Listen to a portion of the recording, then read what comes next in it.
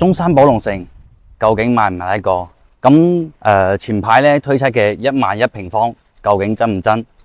今日咧阿俊咧親地咧過到嚟寶龍城咁呢度咧，帶大家咧詳細咁分析一下，究竟呢個寶龍城而家仲適唔適合買？同埋咧前段時間咧推出嘅10000蚊1平方嘅單價咧，究竟係唔係真嘅？咁咧阿俊咧而家咧今日咧就嚟到咗中山寶龍城直接咧係入到呢個小區呢入邊嚇。咁小區環境嘅話咧睇起身仲唔錯嘅，佢咧有一半咧係收咗樓噶啦。咁咧都好似後排呢啲咧都係已經收樓，都有唔少嘅業主咧係已經入住咗噶啦。咁呢個小區咧喺21年咧賣到而家嘅話咧貨量好大啊，3000幾套嘅貨量，而家咧就賣咗一半左右嘅。咁而家咧就推出咧19棟同埋22棟、24棟。咁而家19棟平啲嘅。咁呢個樓盤嘅話咧，佢當時咧就係佢係中山政府咧招翻嚟一個係打造一個中山旗江新城最大商業體系嘅呢個寶龍城商業上邊蓋嘅物業。咁咧而家嘅話咧，佢嘅商業咧到而家咧目前咧仲係未有建設嘅所以而家咧都喺度賣緊呢個樓盤。咁當時嘅話咧，21年推出嚟嗰時咧都係去到18000蚊到20000蚊嘅價錢嘅。後邊咧經過咗呢個市場嘅回落咧，佢價錢咧都唔會話太跌得太差。咁基本上都係維持喺13000蚊咧到15000蚊左右嘅價錢嘅。咁而家咧就前段時間咧就出咗係一個即係大家睇到廣告咧10X XXX 1平方嘅間價。咁阿俊今日嚟睇過啦。其實咧呢度嘅價錢嘅話咧，目前嘅話咧係有11000蚊，即係10000幾蚊嘅。就係樓層咧同埋啲朝向差啲嘅單位，均價咧都係要去到12000蚊左右嘅。咁佢啲一梯即係一梯一伙呢啲咧，基本上都係要去到14000、15000蚊咁嘅價錢噶啦。呢個樓盤咧，中山寶龍城咧，一直咧係爭議係比較大嘅。點解咧？因為呢個樓盤咧，佢寶龍城而家嘅話咧，個公司咧，佢嘅資金咧係目前係出咗問題所以嘅話咧，佢資金鏈方面咧係比較困難嘅。但係嘅話咧，喺目前而家嘅呢個房地產市場嘅一個大環境影響下，基本上包括萬科呢啲大嘅發展商各方面都係有資金壓力嘅。所以嘅話，而家寶龍城咧，目前嚟講資金係有壓力，但係呢個小區嘅話咧，佢如果係齋建呢個屋苑係冇問題嘅。可能後期咧建呢個商場嘅話咧，可能會時間咧就比較耐啲啦，即係後邊寶龍城嘅商場。但係咧呢個小區，我哋如果單做一個小區嚟講嘅話，單做一個小區嚟住嘅話咧，其實都還 OK 嘅。咁寶龍城呢度嘅話咧。目前咧，佢嘅點解好多爭議咧？因為咧呢度嘅屋嘅話咧，佢而家咧都係俾發展商咧抵押咗俾呢個銀行嘅。咁而家咧亦都係市面上大部分嘅呢個發展商即係通過融資嘅一個方案啦。但係咧，佢呢個咧都會喺客戶咧購買網簽之前咧會即係。通過呢個解壓嘅方式啦，即係俾客戶網簽咧，即係同大家解釋下，咩叫抵押，亦都咩叫解壓咧？即係抵押嘅話咧，即係發展商咧，佢即係資金鏈不足咧，佢會將佢建好個房咧攞去銀行抵押，咁咧就可以攞出一筆錢。咁咧呢間樓嘅話咧，如果抵押咗之後咧，呢個業權，咁咧佢喺未解壓嘅情況下咧，政府咧係唔可以俾網簽嘅。咁如果係網簽之前咧，即係開發商咧要去呢個銀行俾錢申請解壓到呢個國土局嗰度，所以嘅話咧解壓咗之後咧，呢套房咧先可以呢個進行咧呢個網簽交易嘅。所以嘅話咧而家呢個行情咧，其實抵押解壓呢個係屬於開發商嘅一個正常操作。而家大部分嘅樓盤都喺度做嘅。只要咧佢呢個我哋即係消費者咧，我哋業主咧個錢咧係打入咗而家即係住建局咧監管住嘅呢個賬戶，亦都係我哋之前買過樓嘅朋友、買過樓嘅街坊，你會睇到，我打個錢咧，打俾發展商後邊嘅呢個賬戶後邊咧，會加多咗一個已售款專戶呢4個字嘅。咁咧呢個咧就係呢個監管戶啦，監管戶，所以咧主要係錢入咗監管戶咧就冇問題嘅。咁咧都係可以確保到呢個收樓同埋確保到佢業主嘅一個權益嘅，所以問題就唔係好大。即係買呢度咁嘅話咧，而家咧寶龍城嘅話咧，如果係呢個價錢咧，其實咧係吸引咗一大波嘅客戶嘅。咁就前段時間咧聽講咧，佢哋賣嘅話咧，即係價錢出嚟咧都係賣咗有即係40-50間左右啦。即係個數據咧唔知真唔真實啊？即係我個人覺得咧，即係30零間咧都係應該有嘅。而家呢個寶龍城。咁而家嘅話咧，其實咧喺呢個108啦，同埋保利天郡啦，呢個價錢咧都係維持喺14,000到16,000嘅價錢。咁呢度咧，寶龍城咧係回落到11,000咧。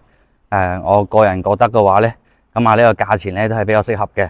如果嘅話咧，大家咧即係覺得價錢OK 嘅，咁咧嚟睇過嘅話咧，都可以考慮一下。但係咧，如果咧大家各位街坊咧擔心佢嘅資金鏈各方面即係會斷啊，咁咧如果係太過於擔心嘅話咧，咁我唔建議佢哋睇啦。但係咧呢個資金鏈咧，我都話即係佢咧係唔使話太過於擔心嘅，呢個係正常操作。咁我哋只要確保我哋嘅錢咧係入咗呢個監管戶嘅，咁咧仲有嘅話咧，即係確保咧喺網簽之前咧，佢可以係解壓到嘅，咁都冇問題嘅。因為而家嘅話咧，點解呢個風險降低咗咧？因為而家發展商嘅話咧，除咗呢個11000嘅呢個單價之外咧，而家首期咧仲有政策而家發展商咧係即係通過反應嘅方式咧回翻咧，即係10%嘅一個首期，即係我哋業主咧只要承擔咧呢個即係總房價嘅5%嘅首期就 OK 啦。所以嘅話咧，呢個對業主嚟講嘅話咧亦都係一個風險咧降低咗啦。因為咧相當於我哋交咗，打個比方，我哋100萬嘅一間房比如而家喺度買緊交4房11,000，即係大概係100萬左右嘅總價，相當於咧我哋咧交5萬蚊咧就可以咧去網簽啦。即係相當於咧我哋業主嘅風險咧，我哋喺交5萬蚊咧，佢就可以解除呢個抵押，就可以去網簽，咁我哋就可以收樓啦。並且嘅話咧，收樓時間嘅話咧，而家咧亦都係分兩批，一批咧就係明年嘅呢個3月份，一批咧就係27年嘅4月份。所以嘅話咧，大家擔心呢個收樓問題嘅話，可以揀呢個快手利，因為佢而家所有嘅流動咧都係已經係封晒頂㗎啦。而家賣緊嘅單位，所以話唔需要太大嘅擔心嘅。咁我哋而家咧就入翻去咧小區入邊咧，帶大家咧翻去我哋售樓部入邊咧，同埋去到我哋樣板房入邊咧，帶大家咧再睇下我哋而家賣緊嘅單位11100一平嘅係如何嘅單位。嗱，成個小區嘅話咧，佢係配有商業咧同埋住宅部分嘅。不過而家商業嘅話咧，而家仲係未有開業。而家賣緊嘅話咧，係中間呢個19棟嘅單位，同埋22棟同埋24棟嘅單位。咁其中咧22同埋24棟咧，佢係一梯一戶嘅呢個139平方嘅低樓層，即係呢啲小高層啊。咁佢嘅收樓時間咧就係明年嘅3月份就可以收樓噶啦，即係26年嘅3月，所以咧係呢啲係比較快嘅。咁呢棟咧而家就係19棟嘅單位啦。19棟嘅話咧，佢要收樓時間咧要係去到咧明年即係要去到27年嘅呢個4月份收樓嘅。咁咧佢而家咧有賣94平方啦，同埋120平方啦，同埋142平方嘅兩梯4伙嘅呢個單位嚟嘅。咁成個屋苑嘅話咧係21年咧可以售到而家嘅，亦都係咧呢個喺108同埋寶龍城同埋保利天郡咧啱好呢個樓盤咧喺中間嘅位置。咁佢距離呢個地鐵口咧亦都會稍微近少少。咁我哋而家咧入翻去睇下而家賣緊嘅呢個戶型係點嘅。好嘅，我哋而家咧就上翻嚟呢個寶龍城嘅呢個示範單位呢度，兩梯四伙一層。咁啊，呢個94方咧係比較值得推薦嘅。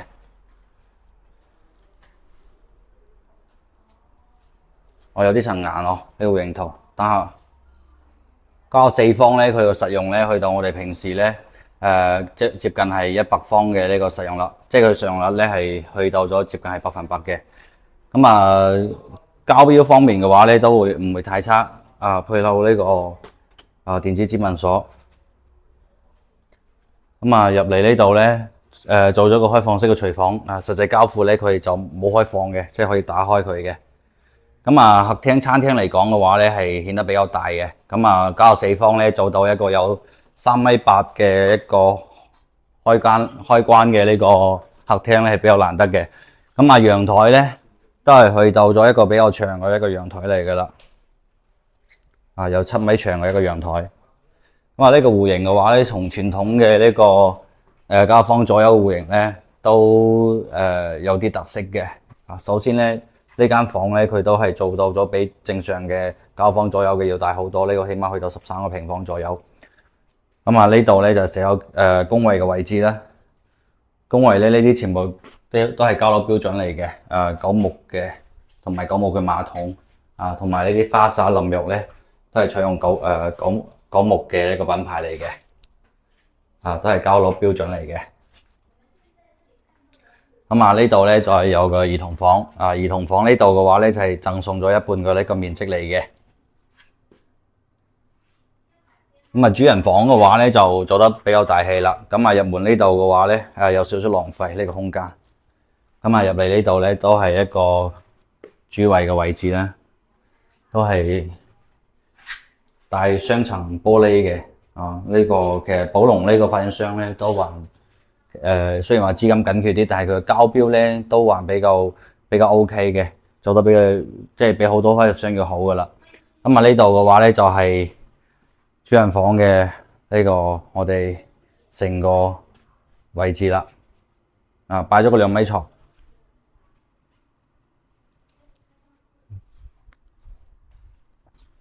咁啊，呢度咧飄窗咧係打晒出去啦，飄窗打咗出去嘅，啊，所以話大好多。咁啊，可以睇下嗰啲細節，都係採用呢個雙層嘅中控隔音玻璃嚟嘅。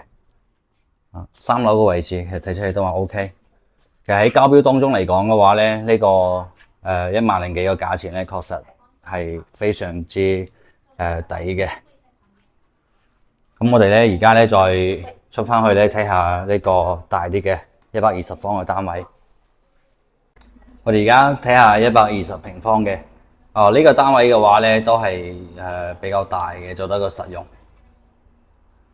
好嘅，咁啊而家呢度嘅話咧，佢係一個交樓標準嘅狀態啦。入門呢度嘅話咧，都係一樣嘅鋼製防火門，佢有呢個電子密碼鎖。入門呢度咧贈送咗一個飄台嘅位置。啊，呢度咧可以做一個掛飾喺度。咁啊呢邊嘅話咧就做個玄關櫃嘅一個鞋櫃嘅位置啦。咁啊入門呢度咧就送咗一半嘅呢個陽台房嚟嘅，呢度有一半面積係送出嚟嘅一間房，所以話佢嘅實用咧都係做得比較大嘅。咁啊呢個戶型嘅話咧都係一個南北通透嘅一個對流戶型，呢邊客廳嘅位置啦。咁啊轉翻嚟咧呢邊咧餐廳嘅位置啊都係南北對流雙陽台嘅。咁啊客廳入去咧呢度就係廚房位嚟嘅啦，做咗一個 L 型嘅一個廚房，都係做得比較大氣啲咯。佢寶龍城嘅話咧，呢啲陽台其實佢嘅呢個戶型啊實用咧係真係唔錯噶。嗱，好似呢度成個陽台都係7米幾長、8米長噶啦。咁啊呢度入去咧又連咗一間房間咯，呢間都係可以長者房嚟嘅，做長者房可以連出去呢度陽台呢度。咁啊呢度再翻入嚟咧，就會見到一個廚房啦。唔好意思啊，洗手間嘅位置嚇。洗手間嘅話咧，呢度都係做咗個3段式分離。話佢個洗手間嘅窗特別大，我唔知點解發現商做個窗好大，都係雙層玻璃嚟嘅嗬，可以睇睇雙層玻璃呢度好大嘅呢個。到時咧要做個即係隱形磨砂膜處理啊呢度。如果唔係透明嘅呢個洗手間。咁呢度咧就做咗一個房間啦。飄窗嘅話咧，後邊咧係可以自己改，就可以打咗佢嘅。到時交樓嘅話會有個飄窗喺度，但係咧想擴闊少少嘅話咧，可以打晒個飄窗佢。呢邊主人房啦，主人房嘅話咧，你全部都係落地呢個玻璃嚟嘅，成一個超大嘅一個玻璃幕。陽台咧都係可以打翻嘅。呢個主人房嘅話咧，大概有20個平方左右，未加洗手間。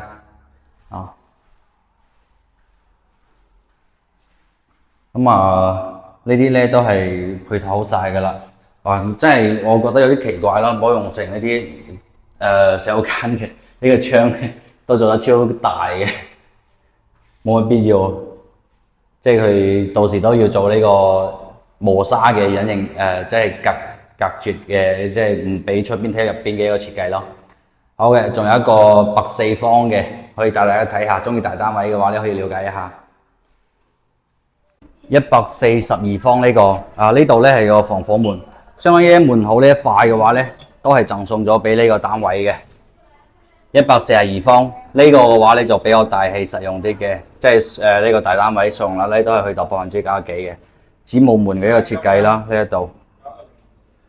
呢個單位嘅話咧，即係好處就係大，實用都大。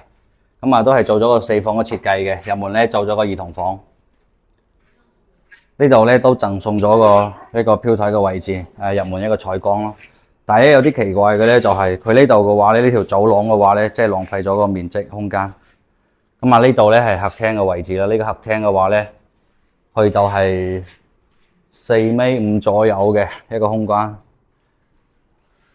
都係一個南北對流嘅陽台嚟嘅。前嗰邊咧仲有個餐廳嘅一個陽台嚟嘅。廚房咧都係做得比較大啲咯，142方。實用嘅話咧都係去到140方嘅。呢個4房嘅一個設計，每間房嘅話咧都去到有接近咧，即係15個方到20個方打上啦。呢度咧又係洗手間嘅位置啦，都比較大嘅。窗咧係咁大。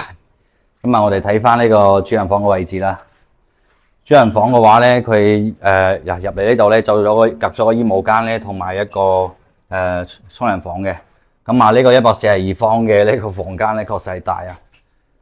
去到咧接近咧呢個主人房啊，即係唔計呢個我哋嘅呢個衣帽間啦，同埋呢個廁所嘅話咧，成個呢度都有30個平方嘅主人房。再睇翻我哋衣帽間嘅位置啦。衣帽間咧採用一個 U 型嘅一個設計。兩邊咧對面咧係呢個，即係一邊係女主人嘅，一邊咧係男主人嘅一個櫃。呢邊咧就係做咗個呢個化妝台啦喺度。呢度142方呢個洗手間咧就大嘅。呢度咧有放埋浴缸啦，同埋咧呢度咧就有個洗手台。呢度咧仲有淋浴區，呢度咧仲有廁所位。呢個142方嘅話咧就比較靚仔啦，都係1萬即係1萬1起嘅價錢啦。有中意呢啲大單位嘅140方嘅可以考慮一下。有埋呢個馬桶呢個唔係馬桶呢個即係浴缸嘅。都好多朋友過嚟睇好多啲嘅客戶啊。我哋先落去先。好嘅，我哋睇完呢幾個單位落嚟之後呢，相信大家嘅話呢都對呢個寶龍城呢有一定嘅一個了解啦。之前睇過嘅朋友呢，更加清楚啦。總結落嚟嘅話呢，就係呢度嘅話呢，佢嘅一個戶型實用呢係比較大嘅，即係一個大實用率。呢仲有話呢，佢嘅交付標準呢亦都係 OK 嘅，帶有呢個雙層隔音玻璃同埋呢佢好多呢個裝修交標亦都即係唔算話太大嘅品牌啦，但係呢佢係一種呢個國內嘅1、2線品牌，亦都可以接受嘅。仲有呢度嘅話呢，佢而家嘅小區呢就係有一半係已經入咗伙噶啦。所以嚟講嘅話呢，就收樓呢問題就冇問題嘅。咁啊，而家呢個價錢啊，1萬1起，咁咧就呢個實用。我個人建議咧，即係我哋一開始呢個話題啊，究竟值唔值得買？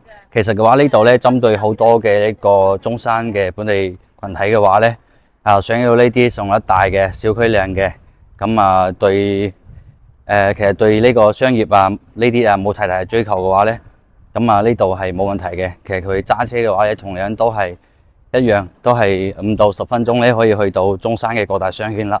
咁咧仲有咧地鐵口咧都喺隔離。仲有讀書嘅話咧，都係呢度小學咧同埋初中、高中咧就喺隔離所以咧呢各方面咧都還 OK 嘅。咁而家個價錢嘅話咧，比隔離咧平真係隔離嘅保利天君啦，同係平咗呢度5000蚊嘅。所以嘅話咧，而家呢個價錢咧，我覺得咧係可以入手嘅。仲有一個大家就係頭先傾到嘅一個咧，就係呢個驚收唔到樓嘅問題，呢個就唔使擔心啦。因為而家嘅話咧，我哋咧只要承擔咧呢度即係相當於5萬蚊嘅6萬蚊嘅一個首期佢發展商嘅話咧就可以幫到我哋去辦網簽啦。網簽咗之後咧，呢個所有嘅錢咧都係打入呢個監管戶嘅，所以就呢個收樓唔係問題。所以整體嚟講咧，呢度咧如果係針對中山嘅群體嘅話咧，呢個價錢咧，如果係當時咧考慮呢個片區嘅，咁呢度可以係嗱聲可以即刻入手啦。咁對於我哋香港街坊嚟講嘅話咧，都係嗰一句啦。如果係唔追求呢個即係即刻住嘅呢幾年即係要求即刻下邊咧乜都有嘅，咁咧即係平時咧買嚟可能度下假，即係星期六日翻下嚟咁住一排嘅，咁都係自己揸車或者係有車開翻嚟嘅，咁追求呢個即係戶型要大啲嘅，實用要高啲嘅，同埋小區還 OK 嘅，咁呢度咧係可以過嚟睇一睇嘅。並且咧呢度嘅話咧即係2年之後咧地鐵一通咗之後，其實呢度嘅話咧去任何嘅呢個廣州深圳都係比較方便嘅。好嘅，咁我哋公司咧每逢禮拜6日咧都有呢個2日1夜嘅中山珠海免費嘅一個睇樓田。如果需要參加嘅我哋喺福田口岸同埋咧港珠澳口岸同埋深圳灣口岸咧都有車安排接送，有呢個田車。如果需要嘅話咧參加報名嘅可以 WhatsApp 阿俊嘅呢個 WhatsApp聯繫阿俊報名嘅。OK， 如果係想要翻呢個寶龍城資料嘅，或者有咩見解想同阿俊交流嘅，歡迎大家評論區留言。需要資料嘅話咧，亦都請大家 WhatsApp 阿俊啦。咁仲有我哋而家嘅話咧，想了解中山其他樓盤嘅想叫阿俊去睇一睇嘅或者分析一下嘅，都歡迎大家WhatsApp 阿俊。咁我哋呢期咧關於呢個寶龍城嘅值唔值得買嘅呢個話題同埋帶大家睇嘅呢個寶龍城嘅參觀就到呢度啦。我哋下一期再見啦。有啲熱而家，好，我哋下一期再見。